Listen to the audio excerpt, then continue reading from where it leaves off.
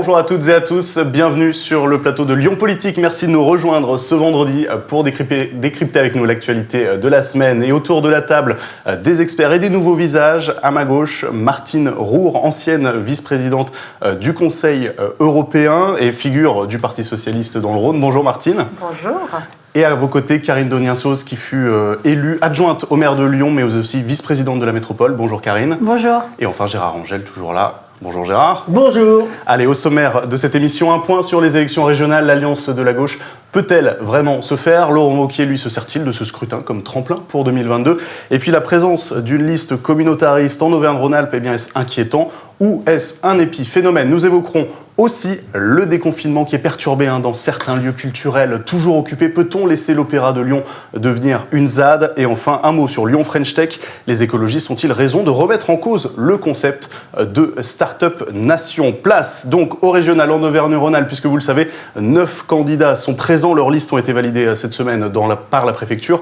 Et la gauche part désunie. Il y a des listes communistes, socialistes, écologistes. Les 3 candidates, Cécile Cukierman, Najat Vallaud-Belkacem et Fabienne Grébert, le jurent. Elles sauront, malgré leurs différences, se retrouver au soir du premier tour. Alors Gérard, pour introduire le sujet, on a vu l'an dernier que les écologistes n'avaient pas eu besoin, pour remporter la ville de Lyon, n'auraient pas eu besoin de faire alliance. Là, pour battre Laurent Wauquiez, c'est une condition sine qua non. Ah ben ça, c'est clair que s'ils n'arrivaient pas à faire alliance, ils perdraient. Ça, déjà, même s'ils font alliance, je pense que ça va être très difficile parce que Laurent Wauquiez, très nettement, est le favori de cette élection. Mais on a Martine Roure qui est une socialiste historique. On peut se poser une question quand même, et Martine va nous donner son éclairage.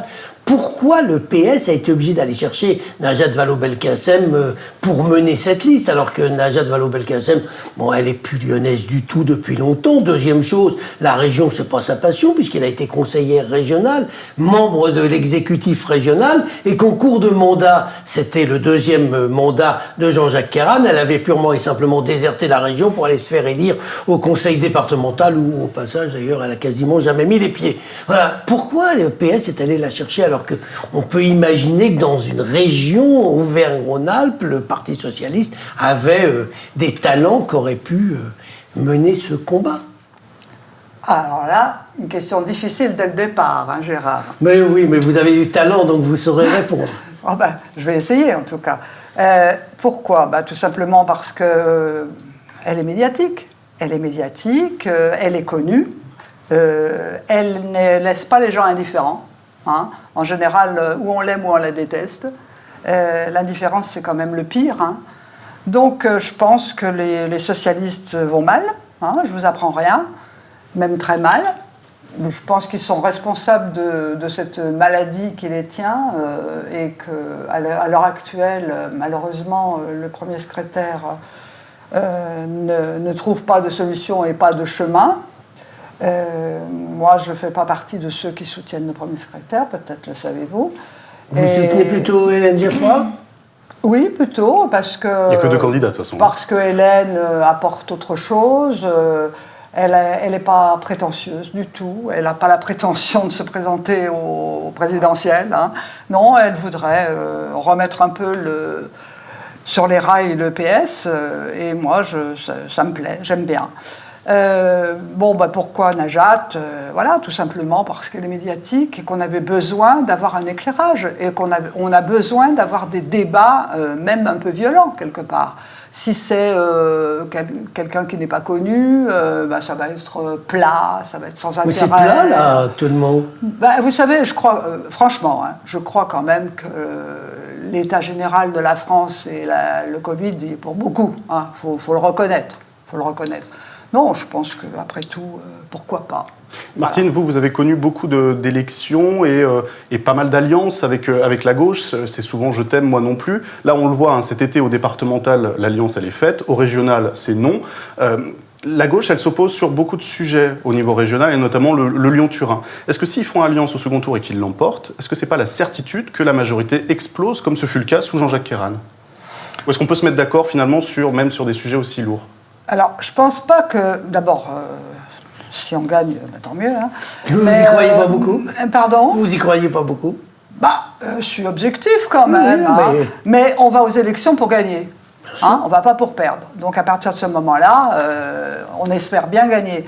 Cela dit, que la majorité explose, je ne le pense pas. Il y a beaucoup de gens raisonnables quelque part, et qui se rendent bien compte qu'il va falloir qu'on tienne. Donc non, mais il y aura certainement des discussions très vives, et notamment, comme vous le dites, sur le Lyon-Turin, puisque Najat a bien dit qu'elle était pour le Lyon-Turin, et nous sommes pour le Lyon-Turin. Donc là, c'est vrai qu'il y aura des discussions extrêmement vives. Oui, parce que les écologistes sont totalement opposés Absolument. aujourd'hui au Lyon-Turin, puisqu'il y a quand même quelques années... Mais il y en a certains qui sont en train de changer d'avis. Donc, mais ils ont déjà changé, voilà, parce que moi je me souviens des écologistes qui défendaient le Lyon-Turin, ils trouvaient ça une bonne idée il y a une douzaine ou une quinzaine d'années. Non, c'est à discuter. Mais en tout cas, le Lyon-Turin, pour le moment, il n'y a finalement que la gauche qui en parle, puisque Laurent Wauquiez, le président sortant, lui, il fait campagne sur la sécurité. Et on voit, par exemple... Qui n'est pas du tout de une compétence régionale. de la région, on y reviendra. Karine, on voit le profil de Bruno Bonnell, qui est lui le candidat de la majorité présidentielle, qui est un entrepreneur comme vous, et qui lui parle plus de désenclavement grâce à la 5G, de l'emploi. C'est plutôt des thèmes qui vous parlent, vous? Alors déjà un mot sur le sujet que vous venez d'évoquer. Moi, je ne reconnais plus la gauche et je trouve absolument dommage qu'elle ne réussisse pas à se réinventer.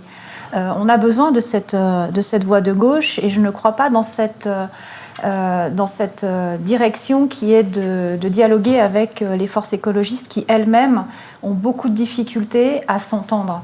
Donc évidemment, la solution qui en découle est très peu lisible et je comprends de surcroît le problème d'incarnation. On a évoqué à l'instant le profil de Najat. Je pense que c'est quelqu'un qui a beaucoup de qualités. Il faut qu'elle arrive aussi à dépasser l'image qu'elle a malheureusement... qu'elle s'est construite en étant au gouvernement. Et évidemment, par rapport à ces régionales, ça va être assez compliqué pour elle. En tout cas, moi, j'aspire quand même à ce que la gauche arrive petit à petit à revenir à un projet, à une proposition, parce qu'on a besoin d'avoir de multiples propositions.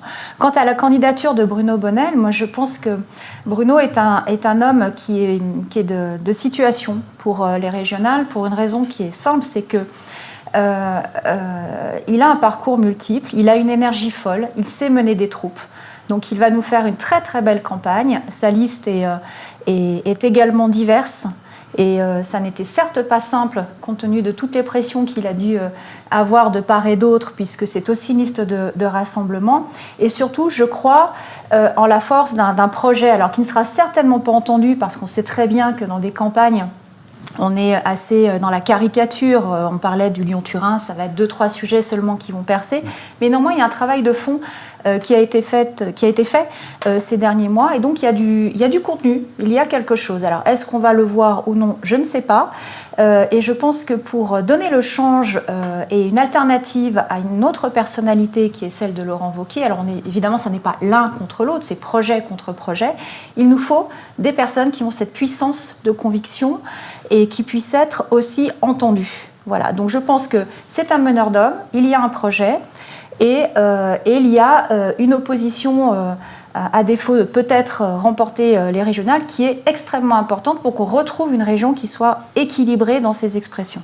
Gérard, Martine l'a fait habilement remarquer, la sécurité n'est pas une vraie compétence du Conseil régional et pourtant Laurent Wauquiez fait activement campagne dessus. Il est malin parce qu'il a vu les sondages qui font que les Français, mais aussi des habitants de la région, en font leur priorité. Est-ce que finalement, il ne prépare pas le terrain pour 2022 puisqu'il l'a déjà dit, si jamais il y avait besoin, il serait là? Alors, deux choses. La première sur la sécurité même, et après je réponds directement à votre question. Sur la sécurité même, ça n'est pas une compétence de la région, reste que la région a compétence sur les transports en commun, sur les TER et a la compétence sur les lycées. Ouais. Et là, il y a des problèmes de sécurité qui se posent et Laurent Wauquiez, depuis qu'il est président, a pris le problème de la sécurité par ce bout-là. Oui, mais il a déjà mis le paquet, qu'est-ce qu'il reste à faire? Il y a toujours à faire. Quand on regarde ce qui se passe en matière de sécurité, alors là, je peux vous dire que vous êtes le seul à penser qu'il n'y a peut-être plus rien à faire. Il n'y a pas énormément d'agressions dans les trains et dans les lycées.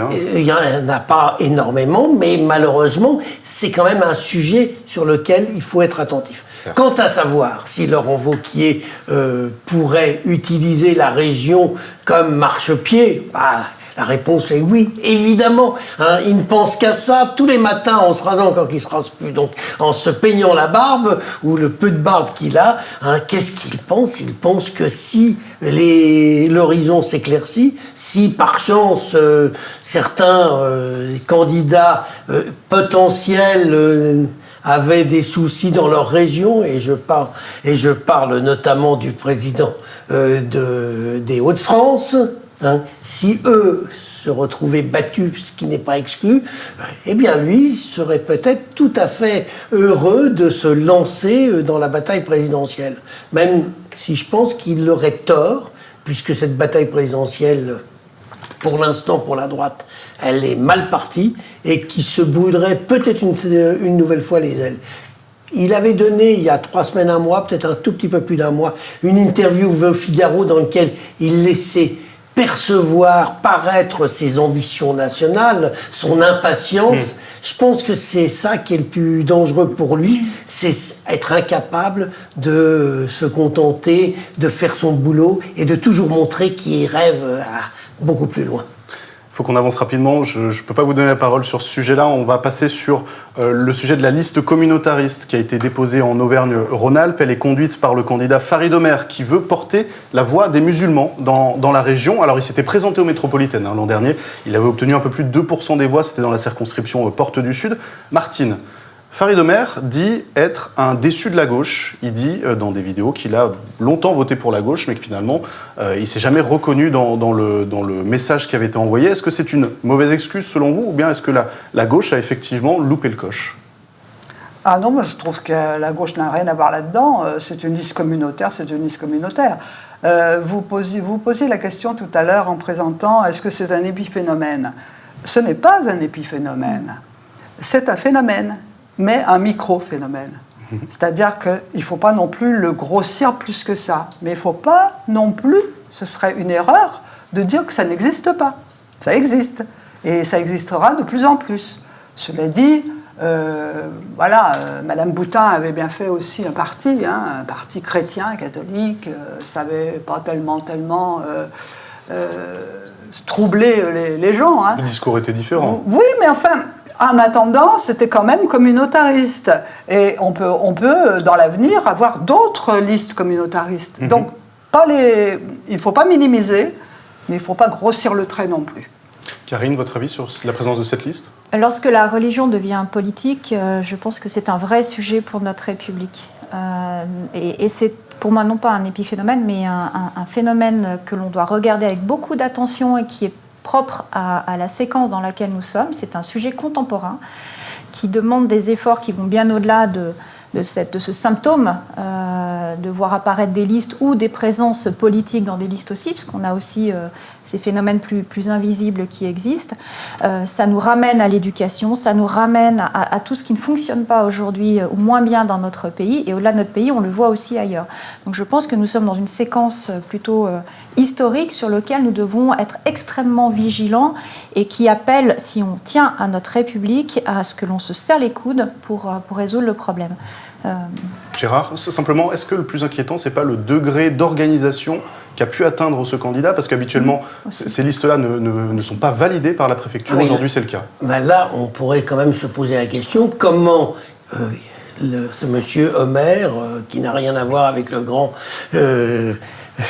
poète de l'Antiquité, au contraire, ce monsieur Omer a réussi à obtenir partout 200 et quelques candidats. On peut imaginer que ce sont les organisations musulmanes de la région qui ont joué, et donc là c'est un phénomène religieux et c'est simplement un thermomètre. Ouais. Et même si on interdisait ces listes, bon, je pense que ça, c'est pas bien que ces listes existent, mais même si on les interdisait, elles sont révélatrices d'un phénomène beaucoup plus inquiétant pour notre société qui est en train de complètement se déliter. Allez, on avance sur notre second sujet qui concerne le déconfinement. Vous avez peut-être eu la chance de retrouver les terrasses, les musées, les commerces, mais malgré la réouverture des lieux culturels, eh bien, l'Opéra de Lyon et le TNP de Villeurbanne sont encore occupés aujourd'hui par des intermittents, mais aussi et surtout par des marginaux qui ont installé une sorte de ZAD. Alors Karine, continuer à bloquer après la réouverture de ces lieux, est-ce que c'est pas le meilleur moyen de saboter ces revendications, même si elles sont tout à fait légitimes? Alors là, on a affaire à des phénomènes de colère qu'il faut toujours écouter parce qu'elles peuvent aussi prendre d'autres formes. Oui. Néanmoins, on a tous envie de voir la culture reprendre sa place. Je pense que c'était d'ailleurs probablement une erreur de ce confinement d'avoir autant sacrifié en France l'accès à la culture. On en fera des bilans plus tard parce qu'évidemment, on avait le nez dans le guidon. Cette crise sanitaire était juste extraordinaire dans le sens en dehors de l'ordinaire, donc sa gestion s'est faite avec des vues à court terme, mais que la France n'ait pas autant préservé son exception culturelle et ce besoin que nous avons en tant que Français d'accéder à la culture, pour moi ça a été une erreur majeure du gouvernement dans la gestion de cette crise. Il y a eu d'autres réussites, mais en tout cas pas celle-ci. Donc pour répondre à votre question, oui c'est regrettable, je pense qu'il faut aller au-delà. C'est-à-dire qu'il y a aussi un sujet avec l'opéra et puis la majorité en place qui a réduit, je crois, le soutien à l'opéra. C'est aussi une façon de réduire la création. Parce qu'il nous faut des paquebots pour aussi essaimer de la création sur des plus petits, ce qui n'enlève rien, le soutien aux plus petits, et c'est ce que nous voyons là, en fait, dans l'espace public, se passer. Je précise aussi qu'il demande le retrait complet de la réforme de l'assurance chômage, pour laquelle il va y avoir une manifestation ce samedi. Martine, c'est Nathalie Perrin-Gilbert qui pilote ça depuis la mairie de Lyon, puisqu'elle est adjointe à la culture. Vous l'avez bien connue quand elle était encore au PS avec vous. Elle prône le dialogue avant tout et refuse que la préfecture intervienne pour expulser ces personnes, comme ce fut le cas à Bordeaux, qui est aussi une mairie écologiste. Vous aussi, vous prenez le dialogue avec ces personnes qui, finalement, pour la plupart, je ne sais pas si vous êtes passé devant, mais n'ont plus rien à voir avec les intermittents. C'est devenu autre chose. Alors, moi, tout d'abord, je voudrais vous dire que je ne sais pas tout sur tout, contrairement à certains. Moi non plus.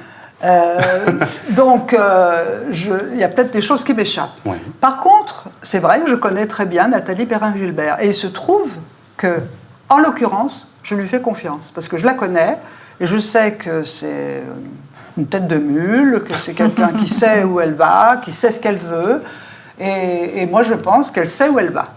Donc c'est pour ça que je lui fais confiance. Maintenant, c'est vrai qu'il y a de vraies revendications, il faut vraiment savoir écouter, il faut savoir dialoguer. Le fait qu'elle choisisse d'abord le dialogue est une bonne chose. Cela dit, il faudra bien arriver à un moment donné que l'on trouve une solution. Parce qu'on ne peut pas laisser comme ça, en effet, l'opéra occupé, surtout occupé par maintenant, vous avez raison, certaines personnes qui en profitent, pour qui il n'y a pas de vraie revendication. Ils en profitent pour aller mettre le bousin, on le sait. Mais il n'empêche que au milieu, il y a de vraies personnes qui ont de vraies revendications et qu'il faut les écouter. Donc, moi, je fais confiance à Nathalie. On verra si j'ai raison ou si j'ai tort. Elle est quand même face à ses contradictions aussi. Elle doit gérer une situation où il fut un temps où elle défendait justement ces expressions. Et là, elle se retrouve aussi à préserver la tranquillité de l'espace public. Donc, c'est une situation compliquée pour elle. Intéressant de voir effectivement comment elle gère. Quand on est élu, vous l'avez vécu, je l'ai vécu, on est toujours face à ses propres contradictions. Exactement.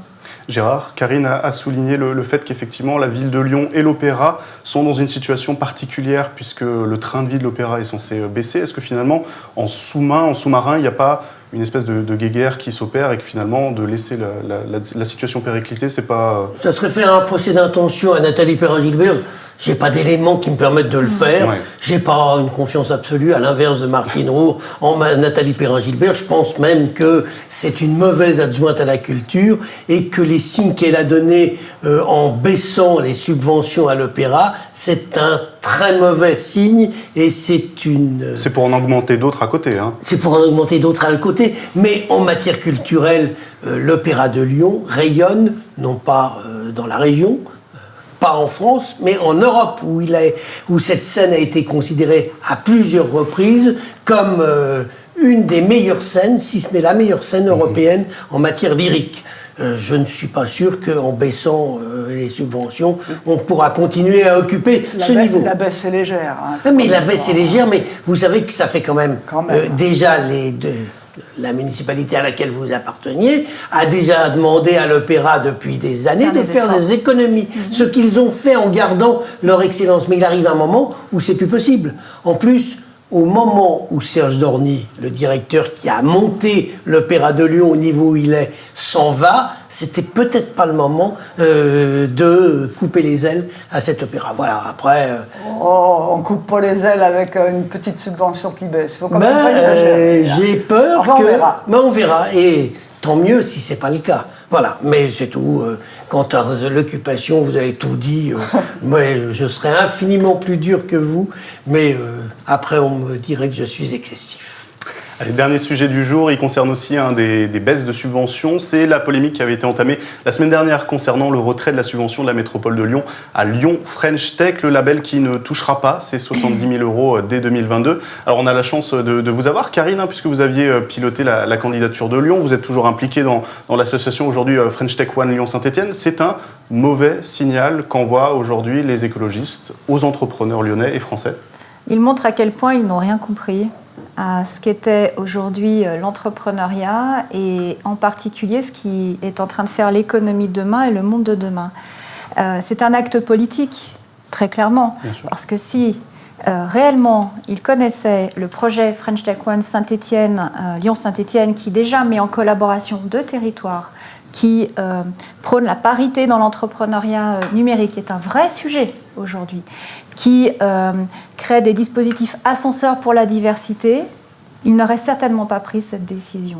Donc au-delà de se mettre à distance en fait, d'une dynamique publique-privée, parce que ce French Tech One, c'était ça, c'est aussi mettre autour de la table les universités, l'ensemble des forces économiques qui s'intéressent à l'entrepreneuriat, et puis cette nouvelle génération d'entrepreneurs. Quand je dis nouvelle génération d'entrepreneurs, ça n'est pas une question d'âge, hein, ce sont vraiment des projets, et des projets qui en plus répondent à ce dont nous avons besoin, c'est-à-dire qui répondent aux défis énergétiques, qui répondent aux défis de santé, avec des solutions nouvelles.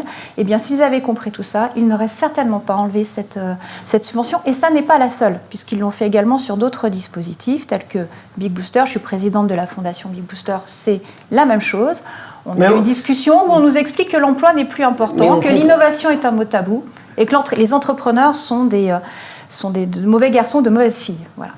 On ne comprend pas toujours très bien toute cette diversité, tous ces trucs. Je suis persuadé, quand je vous écoute, que vous maîtrisez totalement le sujet. Mais moi, probablement, mon problème d'âge, moi, je suis largué. Ah, c'est simple. Ce sont des entreprises nouvelles, donc des entrepreneurs qui proposent des nouvelles solutions, des nouveaux services. Ce sont tout simplement de nouvelles forces économiques émergentes.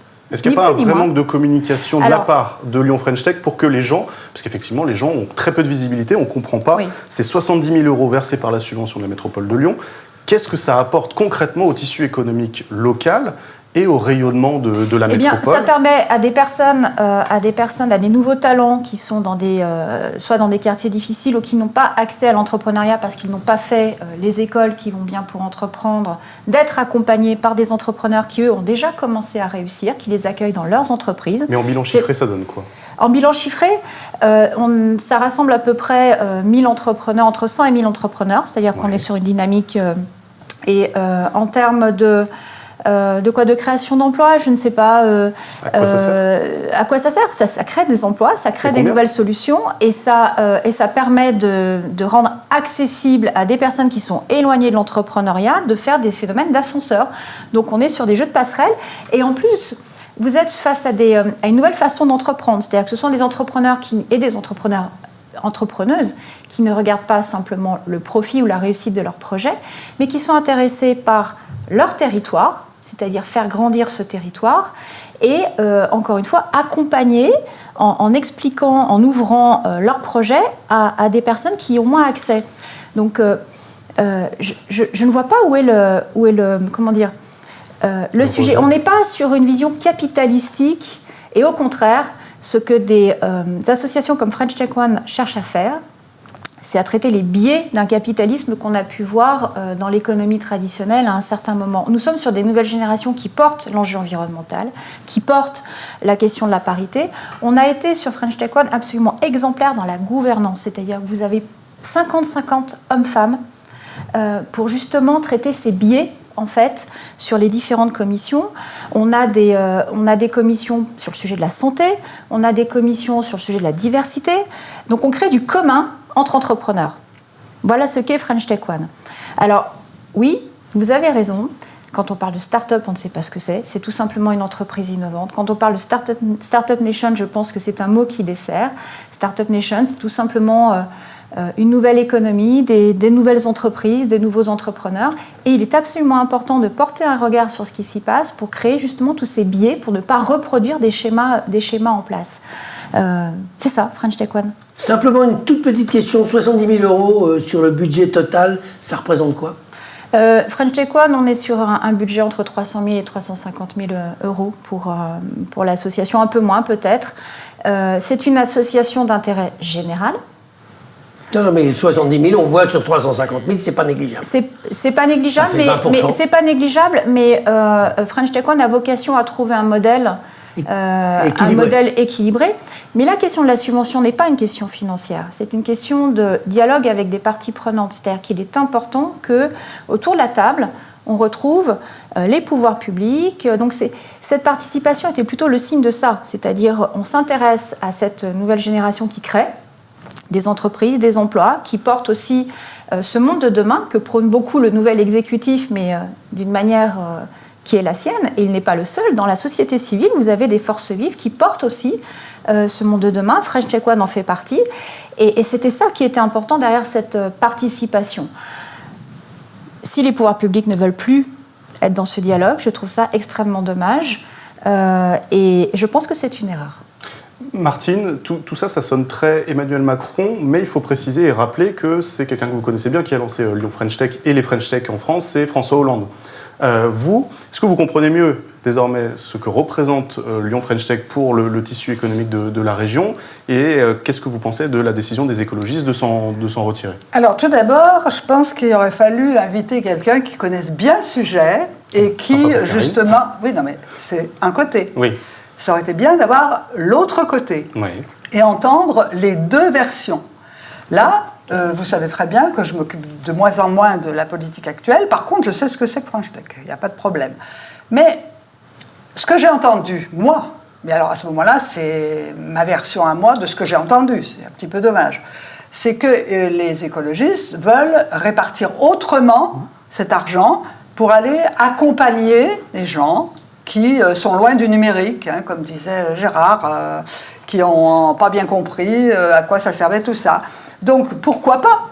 Mais comment voulez-vous que je défende cette question alors que je ne sais pas exactement pourquoi cette décision a été prise ? Je ne peux pas. Ma question, c'est est-ce que vous trouvez que c'est bien de retirer 70 000 euros sous prétexte que Lyon French Tech, ça ne leur plaît pas trop et qu'ils préféreraient que ce soit entièrement sur la transition écologique ? Oui, mais je ne pense pas que ce soit parce que ça ne leur plaît pas trop. Franchement, là, je crois que vous vous trompez.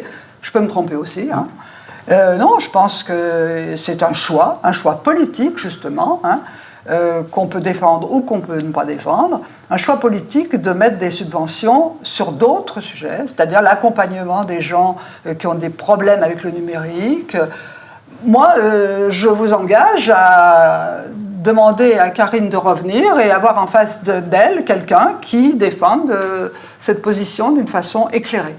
Gérard ? Moi, j'ai rien à ajouter parce que j'écoute ce que dit Karine. Je suis comme Martine.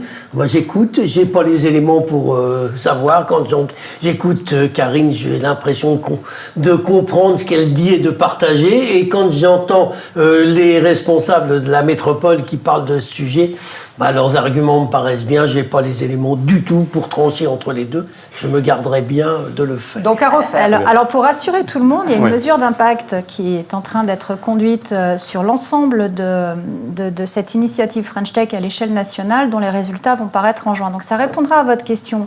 Création d'emplois, impact environnemental, impact sociétal, de quelle manière ça a créé des ascenseurs ou pas, pour des personnes qui sont éloignées du numérique, justement, pour aussi éradiquer un peu cette image caricaturale de la tech pour des jeunes en chemise blanche qui sortent des grandes écoles. Parce que ça si je peux vous donner un conseil, parlez un peu plus français, peut-être que vous toucherez un peu plus de gens. C'est magnifique, parce que non, mais tout, l'ensemble de votre langage, vous nous l'avez montré tout à l'heure, vous avez pris un mot et puis juste après vous nous avez dit, ah oui, mais en fait on pourrait dire comme ça. Et moi je comprends le français beaucoup plus facilement ce travail de traduction, vous avez raison, je pense que la sémantique nous dessert. Start-up, c'est une entreprise innovante. Ben oui. Tout simplement.